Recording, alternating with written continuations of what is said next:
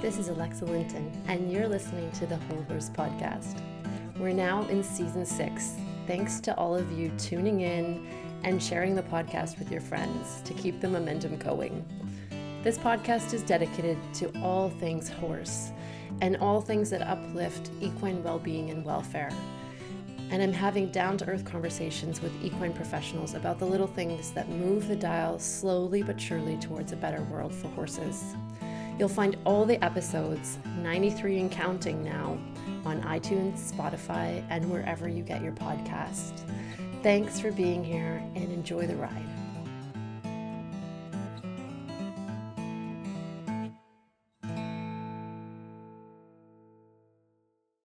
Hi everyone, it's Alexa here, and you're here on the Whole Horse Podcast. And today I have a favorite guest back with me. Elisse Miki is here with me today. Welcome, Elisse. Thanks for having me, Alexa.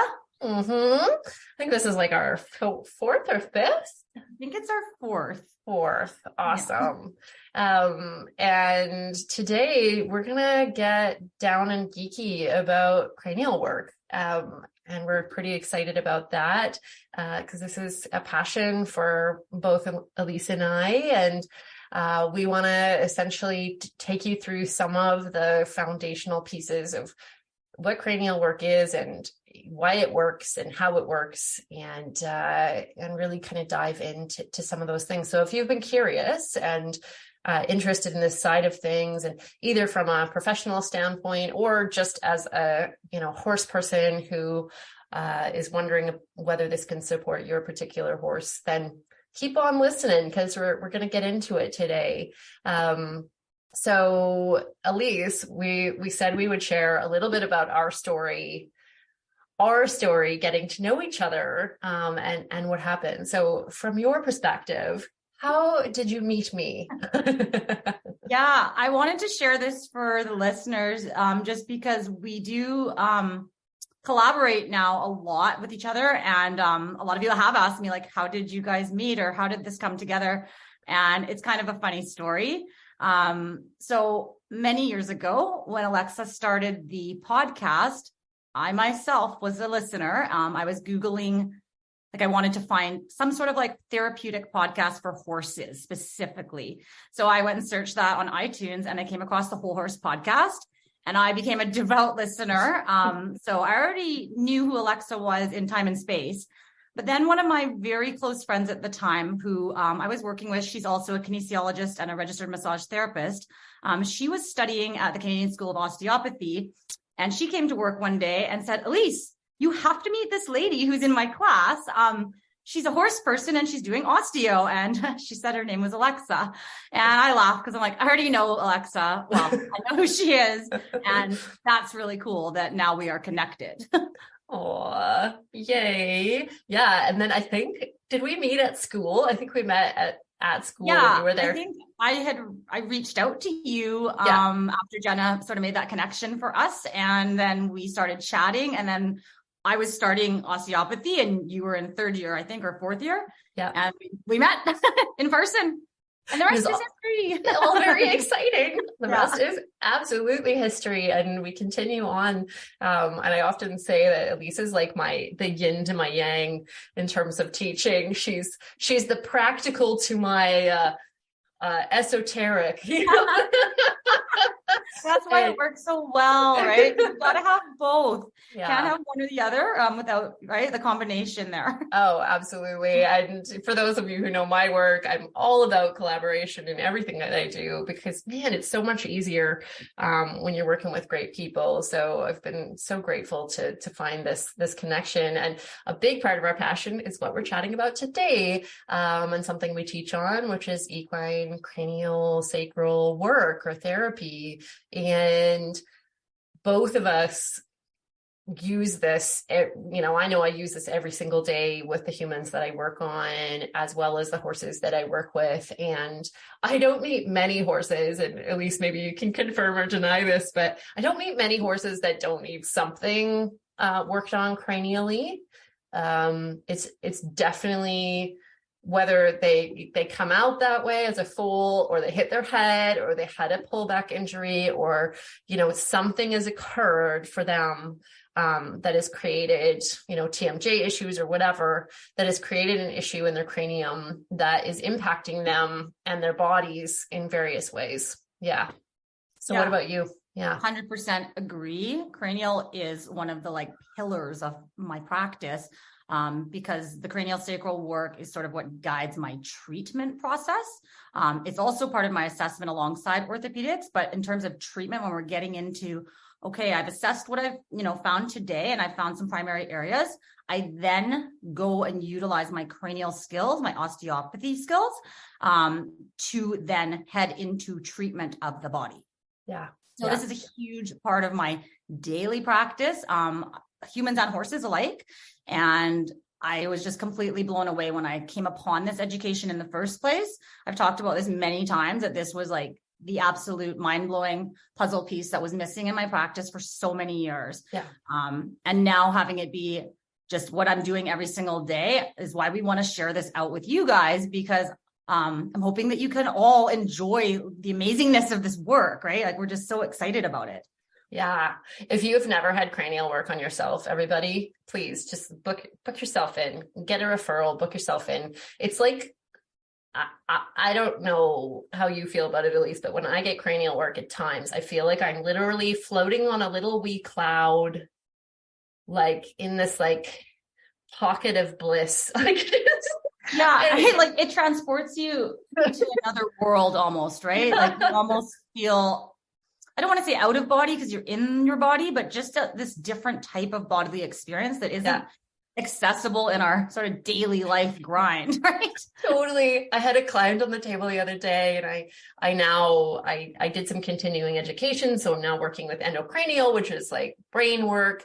So it's kind of going below the bone. And she got off the table and I was like, are you okay to drive? Can you walk right now? She was, it was like a full body stone experience. It was really, she was very content. She's like, can I just lie here for the rest of the day? So, so it's it often lands, I've found anyways, it can land a little differently in horses. Cranial work can be,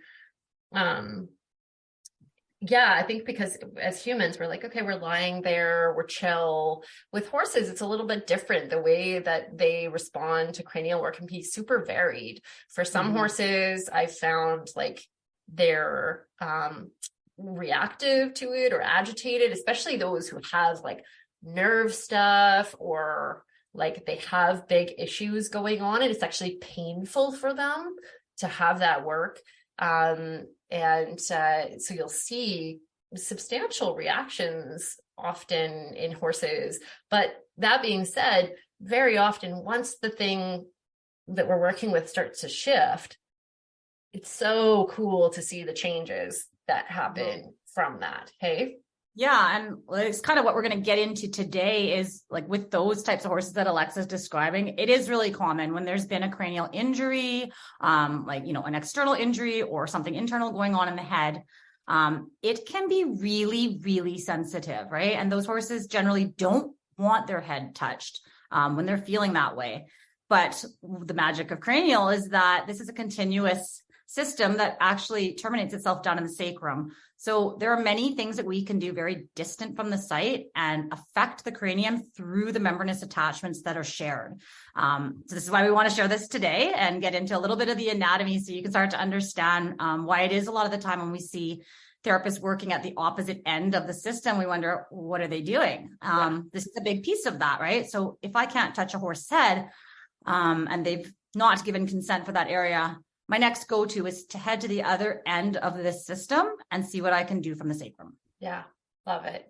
Absolutely. So when we're talking about this system, essentially what we really want to think about is the connection to the nervous system. So when you see a horse go from agitated to calm with, one cranial technique, this is a part of that system, is we're actually working with the autonomic nervous system and the other parts of the nervous system, we'll get into that shortly here, that like really, really support this like deep relaxation, and a change in state for the horse. So essentially, like Elisse said, we're working with the cranial sacral system, which means we're working with a system that is completely connected from the cranium down to all the way to the coccyx, actually the tailbone. And that helps us a lot with the work, because you can work, say you're working on a pelvic thing, you can actually help it from the cranium if that's the more comfortable place to work, or vice versa, or even along the spine. So it really makes it cool that way. Like that we can help with the whole body, like whole system balance, for these horses. Yeah. I think another thing just is important to denote is just that the cranial sacral system is a system. And I think a lot of the listeners may be working already in a sort of body work way or therapeutic way with the horses. And you may have learned along your studies about the musculoskeletal system, cardiovascular system, lymphatic system. There's a lot of lymphatic drainage technicians that are doing really great work, and so on and so on. The craniosacral system is also a system, and it's interconnected with all the other systems in the body, and it's interdependent with those as well. Mm-hmm. I love that. Yeah. So we start to think of it like, I'm hoping it's changing more and more, but there's still, fairly archaic beliefs in a lot of professions when it comes to craniums, like not just horse craniums, but human craniums, and whether or not the bones can move even. And so like that kind of has limited a lot of the research and different things that could be happening around like craniosacral understandings, because if you don't believe that the bones can even move, then you're kind of stuck in that zone, right? So we're coming from a space where what you need to realize is it is pretty hard to palpate cranial bone movement, because it is very small, very, very small. But it is absolutely possible. And it just takes some time and some practice. Yeah. I mean, on that note, I've been challenged lots in the past, and I'm now just coming to a point in my professional development of not caring as much, because I know what patient outcomes are. Totally. And I'm comfortable with that at this point. I think in our last podcast, or maybe the first one that we did on cranial, I did share some of the research behind this, because I know that that's important to see that there is research being done in this area. And you can go back to that last podcast if you want to check out the links that we did share on that. Yeah. But coming to this point now, and really just looking at the outcomes that we're having in our human and animal patients, and that being the undeniable difference that I can see, right? If the cranial bones were unable to move, or the membranes were unable to shift with those bones, we wouldn't see these dramatic alterations in facial symmetry. Yeah. And Elisse is great at this. If you go to follow Elisse on social media, she has some really amazing like before and after photos of different horses she's worked with. And it's amazing to see like the changes in the eyes and like the level of different, the top of the head, completely like different, landmarks going from asymmetrical to shifting into a much more symmetrical position in just, like with not much happening in that area. And, so I love that. I am absolutely terrible for taking before and after photos. I always say I shouldn't, I just never do. So I love doing that, because I always take a before photo. I obviously don't share every single photo of every single client, but I always take a before, because you never know what's going to unfold in that session. And the ones that I share on social media are the dramatic transformation ones, because they're easier to see. And I like to share those so that everyone can see what it is I'm talking about, and how different the symmetry in the face can be from simply 1 hour of this type of work. Yeah. I love that. It's really interesting to think about as well. Like for those of you out there, I think even if you're an equine professional or an equine therapist, you may have horses yourself. and are kind of going, hey, like, why might this be helpful for my horses, for my clients? And I've heard a lot, I've had a lot of people ask, and maybe you're the same, Elisse, like, whether horses can get headaches, for example, because we see these horses that have such tension. Maybe they're really sensitive about their face being touched, or about being bitted or haltered. And then, these question marks around, is it behavior or pain?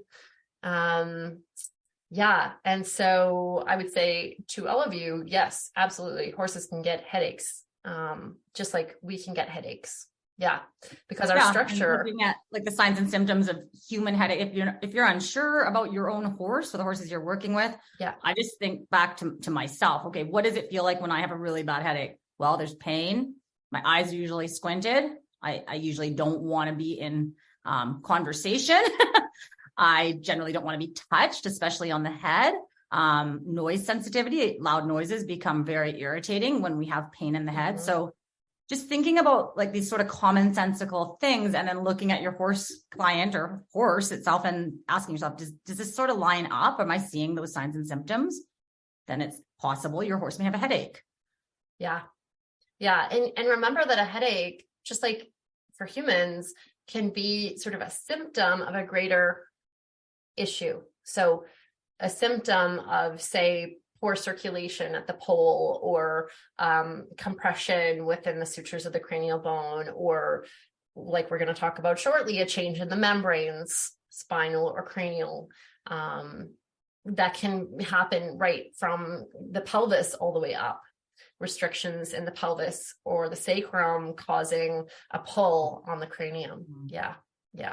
Like in humans, a lot of after there's been a fall directly on the sit bones or on the butt, basically in a human, a really common symptom following that type of injury is headache. Specifically, migraines are the type that give you sort of that nauseous, sick to your stomach, dizziness type of a headache. That's really common following that type of a fall. And that's mostly because of this direct connection that we're going to talk about today. Yeah. So let's dive into what on earth are we talking about with these membranes. Do you want to dive into it a little bit?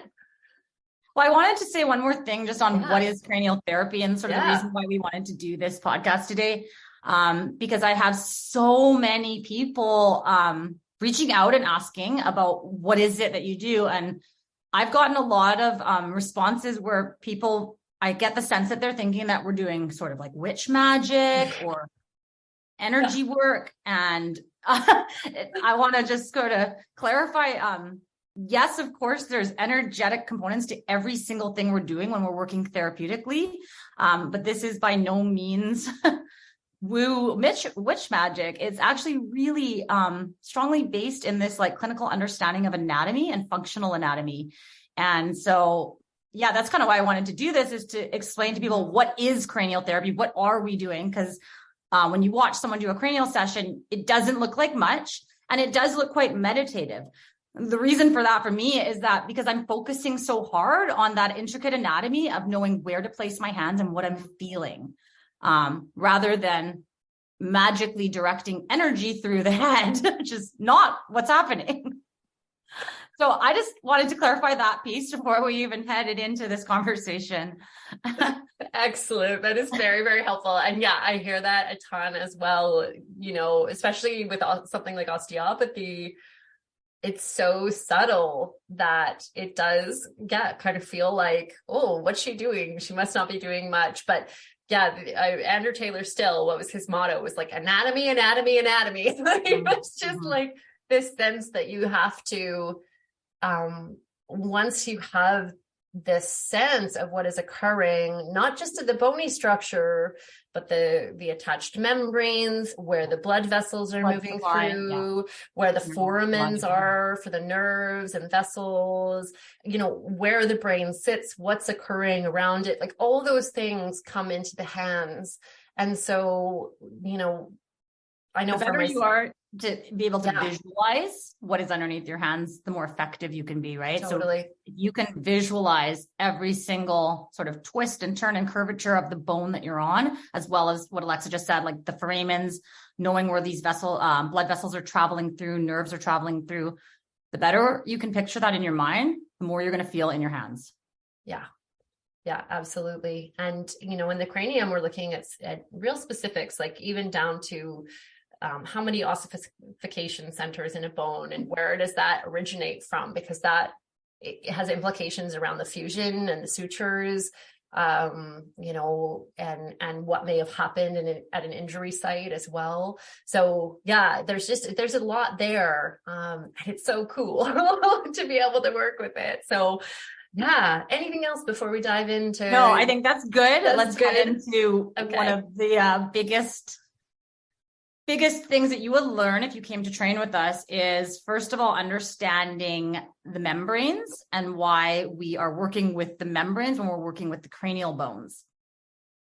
So there are numerous membranes within the cranium that are attaching onto various bones, and these membranes are encapsulating the brain and the spinal cord. They're basically encapsulating that central nervous system.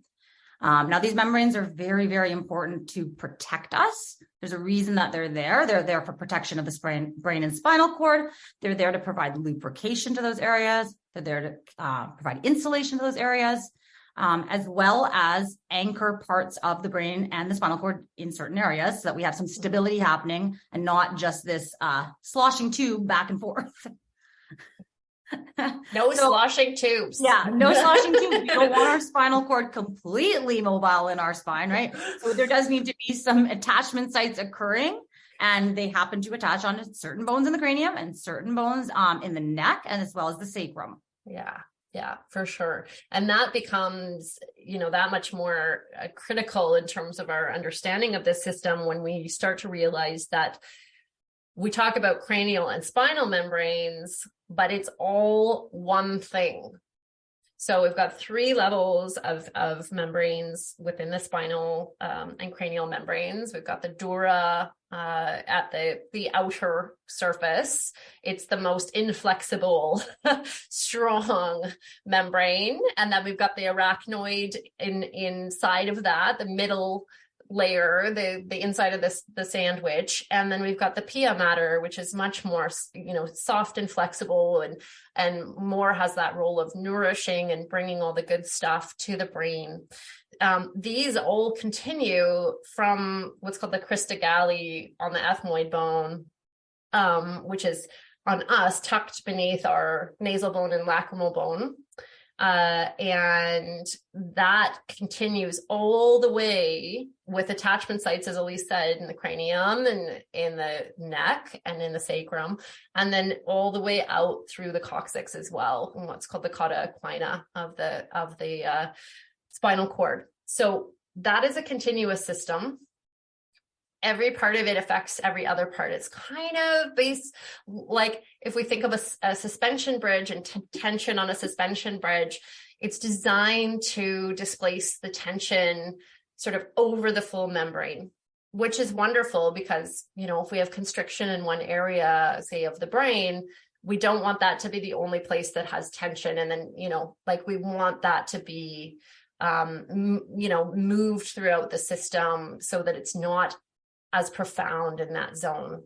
But as you might be thinking right now, this can be trouble for us as well in terms of our well-being if there is an issue. Yeah. Do you want to dive a little more into that, Elisse?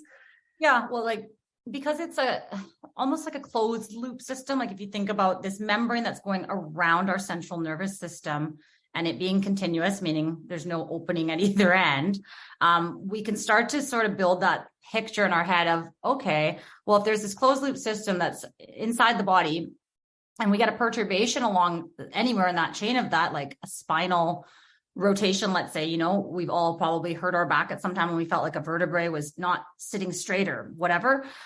You can start to see how, well, wait a second, the spinal cord travels through the vertebrae, right? And how if a perturbation of the vertebrae may put a kink in the hose per se, why we're going to get these effects through the rest of the body because we're dealing with the spinal cord here, right? And that's like our lifeline. Mm-hmm. And when we think of that dura, it's incredibly, when I say inflexible, it is very inflexible. So when we palpate it, we're often told to like imagine that it feels like, those hard plastic tubes that they use in plumbing. It actually PVC piping. Yeah. It actually has a harder feel than bone in some cases. Like, it's really interesting to feel. That's the kind of inflexibility we're talking about, which makes total sense in the system because it's protective, right? It's protecting the brain. It's keeping kind of this container sound for really, really critical structures that are like absolutely vital to our function. But as you can imagine, like say, like for example, for me, I had like fallen on my tailbone like so many times as a kid and as a teenager. So it was a little bit, a little bit reckless with my body, let's just say. And man, I did not know about something we work a lot with in osteopathy, which is compactions. And I had my whole sacrum was compacted. So you can imagine that a little like a rock, like a really strong anchor at the end of this dural tube, right? And what it would do was I would have headaches and migraines, and they'd be way worse around my cycle. All of those things would be happening for me, and I couldn't figure it out. Like, what is going on? Poor digestion, all this stuff. And then when I finally got into osteo school and we started to learn this, I was like, oh, so I have this like rigid anchor at the bottom of this system that is essentially pulling the whole tube down towards my sacrum. And then when I get my cycle, my uterus is connected to my sacrum and it pulls it down even more. So I get more changes, more migraines, more symptoms. And that was like this huge aha for me. It's like, okay, I need to work more and more and more with my dura. Yeah. So that was really interesting. Mm-hmm. It's a great example of the connectedness and how that outplays into the other systems of the body because we're dealing with the central nervous system. Yeah, totally. We're not going to get too much into the specifics in the cranium of these membranes because we don't have pictures, for you. I would like to suggest if you are interested in learning the anatomy of the dura, the whole craniosacral system, do a dissection. I've done 2 now that are like craniosacral specific through the anatomy trains. It's the Tom Myers series, and they dissect a brain and spinal cord coming from the intention of a craniosacral osteopathic approach. So they point out these membranes. And when they went through and dissected the dura mater off of the spine, it was one of the most solidifying educational moments for me because it was so thick. Yeah. Okay. Like it's no joke. This is a thick, dense, inflexible, very inflexible. They mentioned that many times that they have to slice really hard through it to get through it. Yeah. So I would highly recommend doing dissection or even just watching them because that really helps the brain to understand what it is we're talking about. Yeah. And the potency and power of this, right? Mm-hmm. Like I find, when we look at common lesions or common issues that we find in our hands with horses and humans. I know for me, every human that comes to me has issues at C0, C1, and I would say pretty much every horse is the same.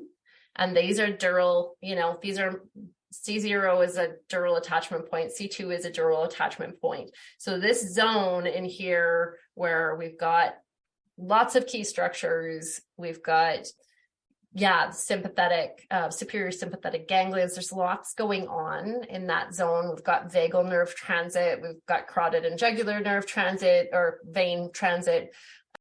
And the sense that like we need to work with that area. And it's no wonder that a lot of horses are fussy about their pole being touched. They're maybe have reactions around bridling. A lot of our bridles don't really take into consideration the sensitivity of this zone. Like, can you imagine something laying like firmly against, like just under your skull, like for long periods of time? Yeah. Like it's often forgotten where the bridle sits, behind the ears, where the halter sits behind the ears. That is where the spinal cord is exiting the brain. Yeah. Okay. So like, just think about that. The spinal cord. We're putting pressure in that region regularly, right? And some tack fitting worse than others is not helpful, right? Because we're just compressing tissues of a really crucial, like critical structure that's coming out called the spinal cord. Yeah. And I've been seeing more and more bridles being made with like a gapping, like a padding and a gapping. And I haven't tried them out yet, but I have thought, like that's important, but also leaving room in your head stalls for motion in that area and breathing space, because it's critical in there for sure. It is. And like compression is only one way that area is injured. There's also stretch injuries, which would happen in like hyperflexion of the neck, right? So thinking about forced flexion positions, draw rein type positions. This is what we would call overstretch to the tissues, and it's equally and oppositely as destructive to the area. Okay. So it's still going to cause spinal cord dysfunction and damage when we overstretch tissues that are supposed to be there to protect that really precious organism like the spinal cord, right? Yeah, for sure, Z. Oh, I totally went off on a tangent there. Back to the membranes. So we wanted to really highlight this piece because it is so critical in function for horses, and it's a tissue that these membranes get missed even for us as body workers. I didn't even know they existed until I started osteo school.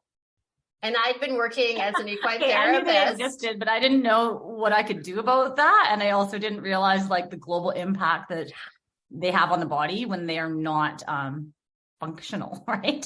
Completely. Like imagine, like you're working with a horse and you're working with the spine, and they constantly have these different spinal things going on, but you're not actually working with the dura and allowing that to find like release and fluidity. Then you might just constantly be coming back to the same thing, or have a horse that's like really challenged with rider weight, with collection, all these pieces start to kind of manifest within this space, or they have, pain at the SI joints, which is very common, with tightness in these membranes. Yeah. And just to clarify, like what we do in cranial, most of, if not all of, is working with these membranes through their bony connections to the cranium. And the sacrum, excuse me. Right. Like, so when you come to our courses or you learn with Alexa and I, this is what we're covering a huge chunk of, because that is what the essence of this cranial sacral osteopathy is working with these membranes successfully. Yeah. Big time. So a couple of other things about these, you're going to be sick of hearing about membranes, but this is where we have our main blood flow. We also wanted to talk a little bit today around cerebrospinal fluid flow as well through the cranium. Do we have anything else that we wanted to add to the membrane talk before we? No, I think this is perfect lead in, because Alexa, you just explained about how there's these 3 layers of membranes. We've got the outermost being the dura, that strong and flexible membrane. Then we've got an arachnoid layer. That's what it's called, the arachnoid matter. And then below that, the pia, and leading into cerebrospinal fluid, that's actually circulating between those bottom 2 levels. So subarachnoid space is where the cerebrospinal fluid is going to be circulating in and around every single membrane. Same thing as the dura, encapsulating the whole body. And then that, of course, is coming down our spinal cords, hopefully, right down to the sacrum, and through our brains, and bringing nourishment and removing toxins. And this is like, if you have a horse that's, in a lot of work, is performing, is having to use their brain, you need this moving. Like I see a lot of horses where I'm thinking, how are they doing anything right now? Because their cranium is like a rock. And they're going to be horses where behaviorally you're going to start to see impacts. So you're going to start to see anxiety potentially because their nervous system is not regulating well. You're going to start to see, more where they're starting to say no more often. Maybe they seem like really low vitality. Like you're like, what is wrong with them? They're not forward, super low energy. Because in the cranium, we have this pump between the sphenoid bone and the occipital bone is the big part that called the sphenobasilar symphysis. And that's helping to pump things, this cerebral spinal fluid, all this nourishment, all this goodness around the brain and down the spinal cord, and really bring vitality into the body. And for a lot of us and our horses, that pump is like malfunctioning a little bit. Yeah, malfunctioning or perturbed at some point in the chain, right? Yeah. The cerebral spinal fluid, I think of this as like life force food for our nervous system. As Alexa said, this is carrying nutrients to the spinal cord in the brain. And don't we all want a spinal cord and brain that is well nourished? This fluid it's life preserving, right? It's how the spinal cord gets the nutrients it needs to continue functioning. But if we have a blockage in fluid flow at any point in this continuous system, then we know we're going to get a backup of fluid, perhaps on one side, or no fluid getting through certain areas. And what happens when there's no nourishment to certain areas? We get atrophy, right? Or we get cell loss because the cells need this nutrient to survive. And then you want to think about what comes off the spinal cord. Well, many peripheral nerves. Peripheral nerves are receiving this nourishment as well through the spinal cord, cerebral spinal fluid. Mm-hmm. So we're thinking about the effects through the peripheral nervous system now that, let's say, you think about the brachial plexus. That's a big one that we can probably all visualize coming out and innervating that entire forelimb. But what if that plexus does not have enough nutrition to be able to carry out the synapses it needs to innervate the muscles, right? So then we're going to start to see other symptoms that are going to show up in the forelimb.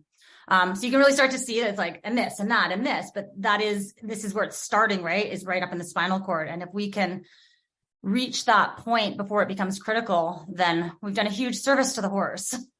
Mm-hmm.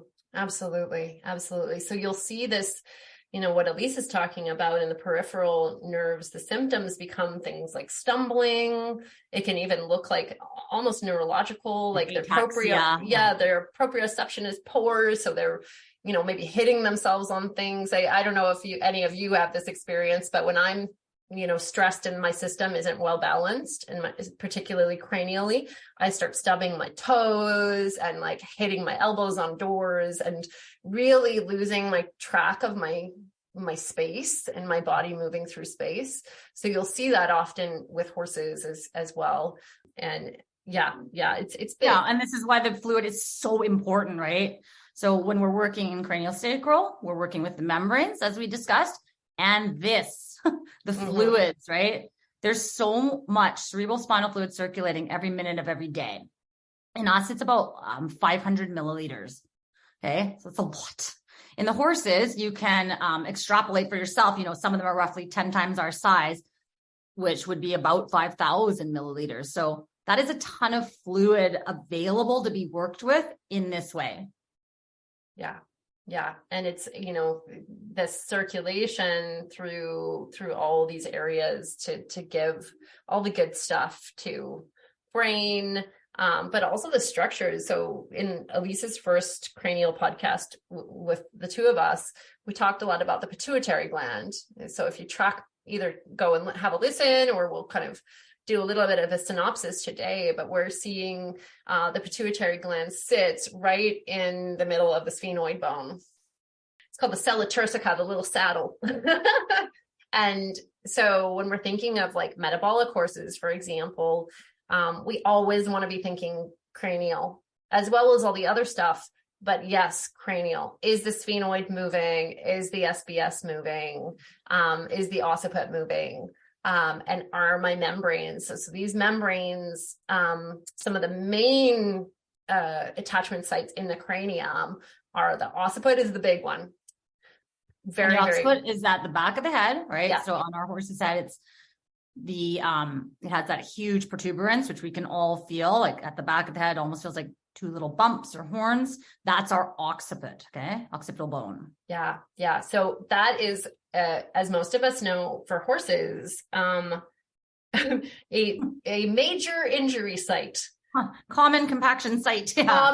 Common. If a horse is gonna rear and hit their head on a trailer or a stall or do a pullback or something like that, this is the area, and it has the essentially a confluence of both blood vessels and membranes in this area. So that's one thing to think about. And as well, when we move forward, we've got the temporal bones on either side as membrane attachment sites, as well as the sphenoid, and the frontal bones, and then down to that ethmoid bone. And so we've got a few things happening in there. So that sphenoid becomes a really critical kind of space for us to look at for a number of reasons. And yeah, it's such an interesting bone. It's, I don't know, it's my favorite bone. How about you, Elisse? I think it's my favorite bone as well. I really like the temporals as well, yes. Because they're just so cool. There's just so many amazing structures running through the temporals, and that the temporals are playing a role in, and their shape is really unique. So I think probably sphenoid and temporals are my favorites because we can work with them, right? Yeah, too, like totally. Especially temporals, like they're very prominent on the outside of the head. So when you're a beginner in cranial sacral palpation, the temporals are quite easy to find because we can actually see them from the outside, right? Yeah. They have prominent ridges and bumps that we can palpate, which is great. And then as you progress through your palpation and you refine those skills, that sphenoid becomes easier to pick up in your hands. But I think in the beginning, it's really challenging for students to get sinking into that sphenoid palpation because the sphenoid is so deep inside the cranium. It's right in the center, and it's really, really deep because we want it protected. Like, there's a reason that sphenoid is nestled in there because, as Alexa said, it's holding the pituitary gland. That's our master gland of the body. We need that gland completely protected for all of our other critical functions to be able to occur. And then above the pituitary gland, we have the brain.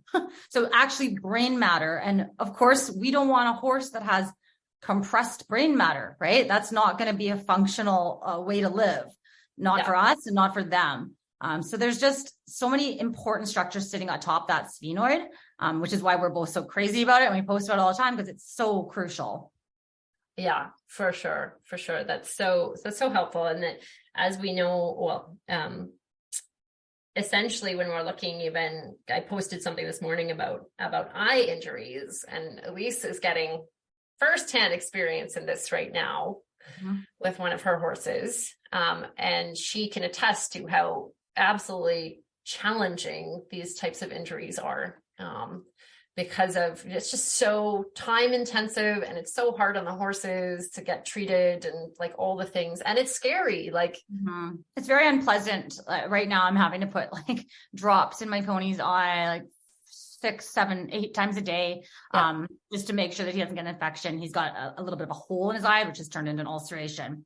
But what I've been noticing, we're in about our 3rd week of this now, is that unfortunately this is creating a lot of discomfort with being touched in the head period, which is very unfortunate because I've spent many years working with him craniosacrally and had him actually really enjoying that type of touch. And now we've sort of backslid, which is really, really hard, right? Because there's really negative association right now with palpation and touch around the orbit and around his ears.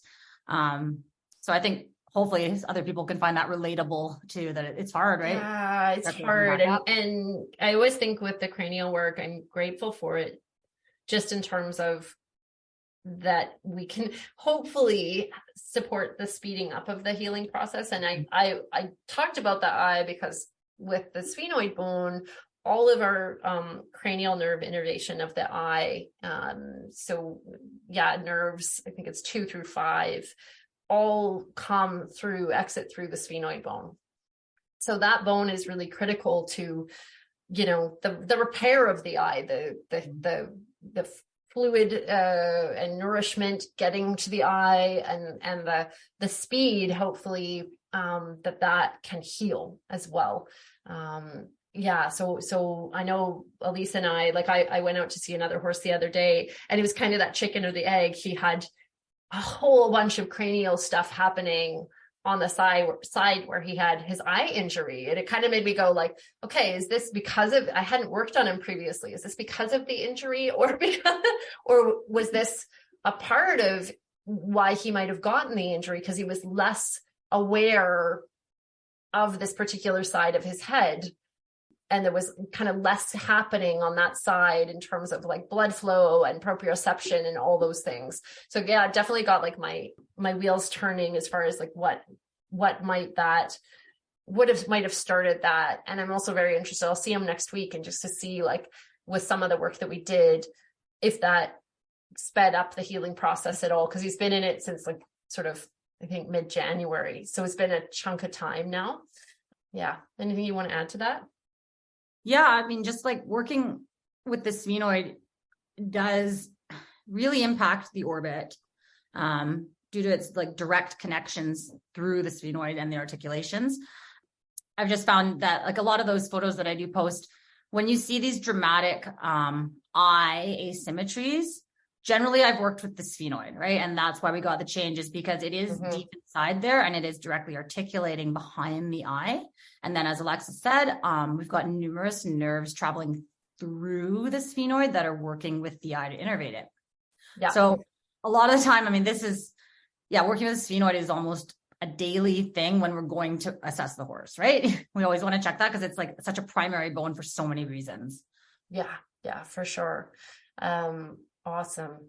So we've got about 15 minutes left. And so I wanted to talk a little bit about bevels on sutures, just a little, because this is kind of an interesting, and for anyone that is sort of going, what on earth is she talking about? If you Google, like, especially cranial skull bevels, you'll see what I mean. So each cranial suture is a little bit different. Some are quite straight with interdigitations, and some actually like kind of bones will lay on top of other bones. And this becomes critical in terms of which bone we want to work with and what it can help to support as well. So, for example, the temporal bone, it sits on top of all the other bones around it. And so its function really impacts, all like sphenoid and occiput and all these other bones that it's interdigitating with. And so, this is one reason why something like teeth issues or TMJ issues can actually like have a real impact on like, oh, my horse looks like they're having headaches, or they're head shaking, or there seems to be like a nerve compressed, or it's like a really big deal. This is one reason why, because that bone actually has a lot of influence on everyone else in the cranium. Yeah. When we're talking about bevels too, just circling back to suture joints. So suture joints are what hold the cranial bones together. It's a type of joint. It's very, very different though than our regular synovial joints. So synovial joints are like what is our hip and our shoulder, human horse, these, two bones coming together, having a joint capsule on them. So that's a type of joint as well, but so are suture joints, and suture joints are what make up the joints within the cranium and hold everything together. But as Alexa said, they are beveled. So they have a little bit different articulation than a regular synovial joint, which is sort of your typical one bone fits into another bone. Suture joints are interdigitated, meaning they've got like almost like teeth-like sort of serrated edges that actually come together in some or overlay each other. And that beveling is what creates movement.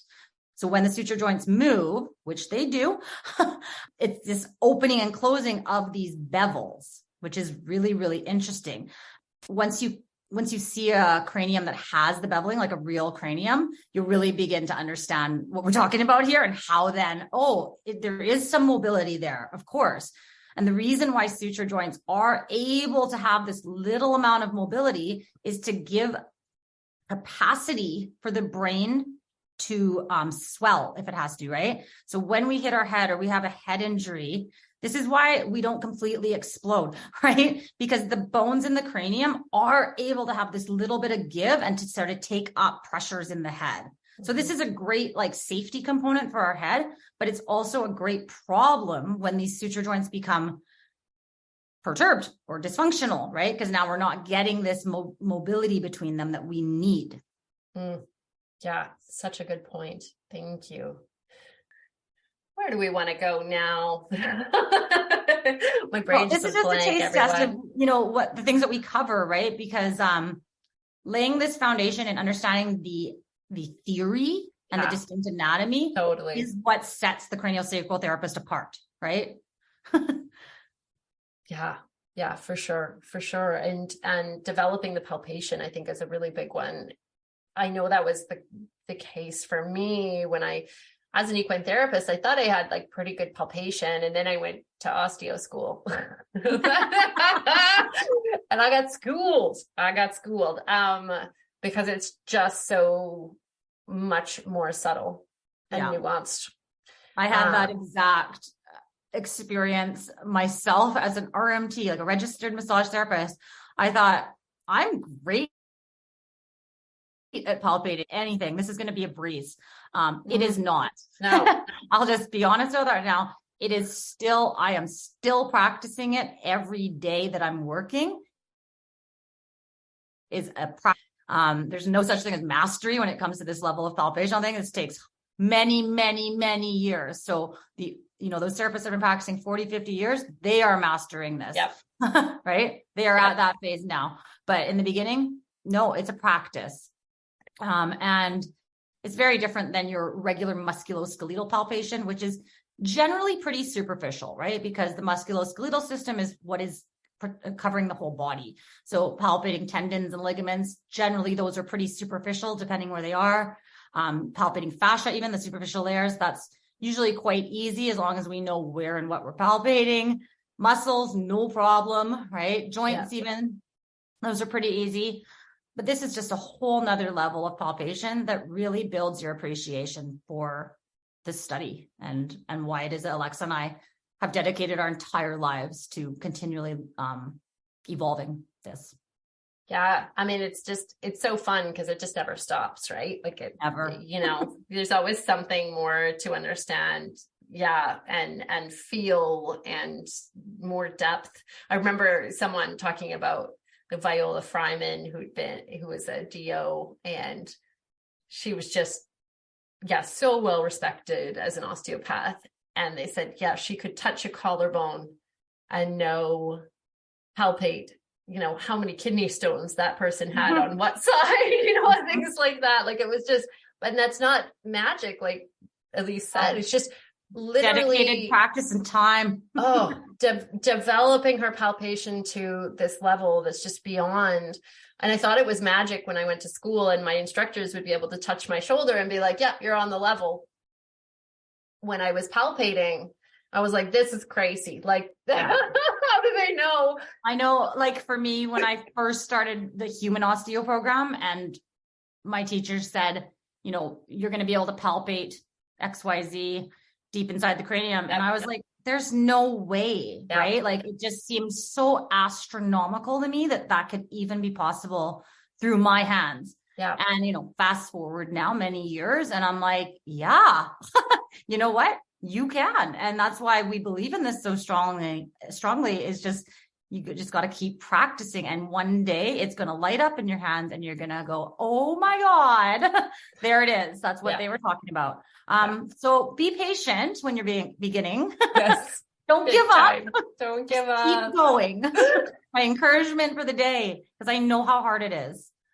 Yeah, no, for sure. And, it's such a beautiful way to build connection, like with horses, like with your own horse, with your client horses. Like, I just love it. It like, you go on and on. I think like we've touched on this in our courses, the live ones is for me, like one of the reasons I love cranial so much is because it demands or requires and demands a level of presence and focus in my own body to be able to be effective.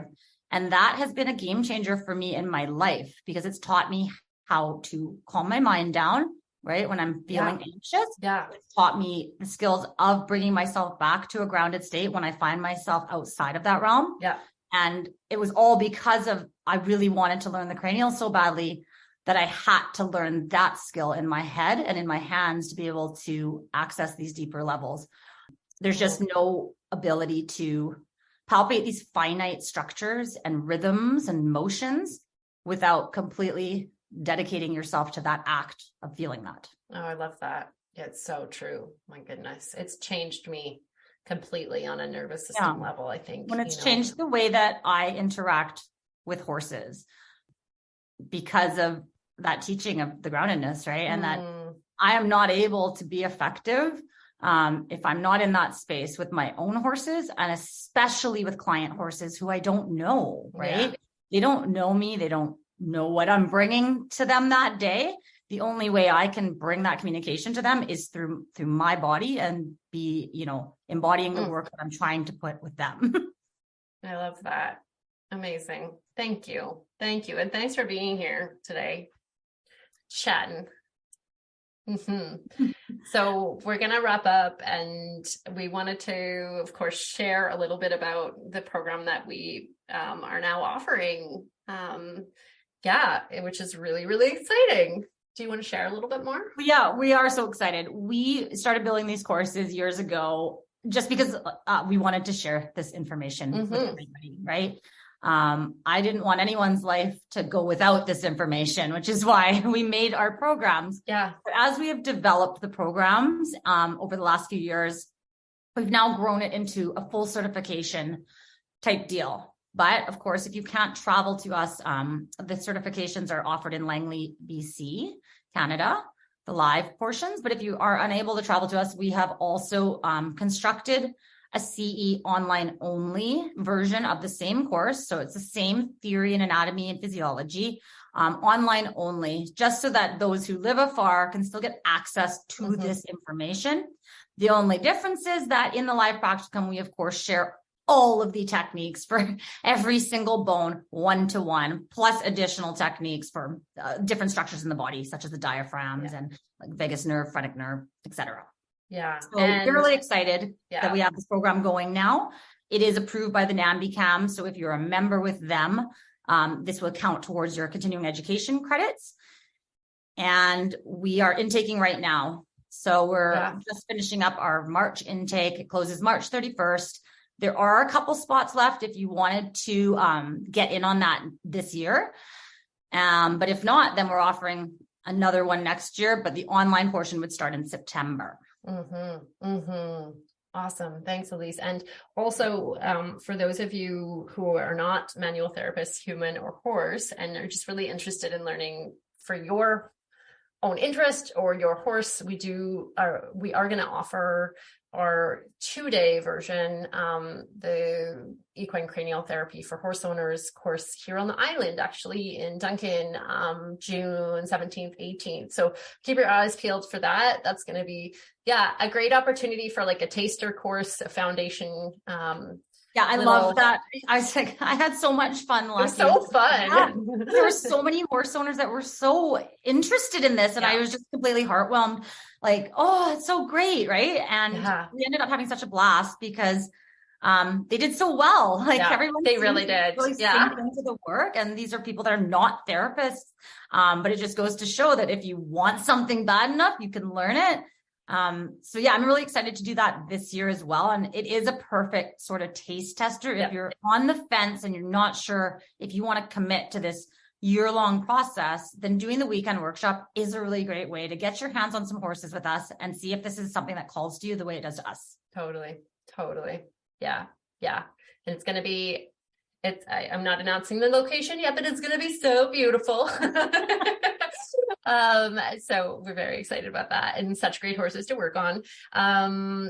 So stoked that you all listened in. Congratulations on joining us for the geeky adventure into cranial work here. And I hope you all learned something today. Looking forward to your questions. Please reach out, Alexa@alexalinton.com, or you can head to, I think it's equilibria.com/equine-craniosacral is the website. If you want to apply for our certification or CE pathways, that's where you can head. And we would love to see you there as well. Great. Thanks, Elisse. Yeah, thank you for having me on again. It's always a pleasure. To the next time. Me too. All right. Thanks, everyone. Glad you're here. We're looking forward to seeing you soon, and have a great day. Bye for now.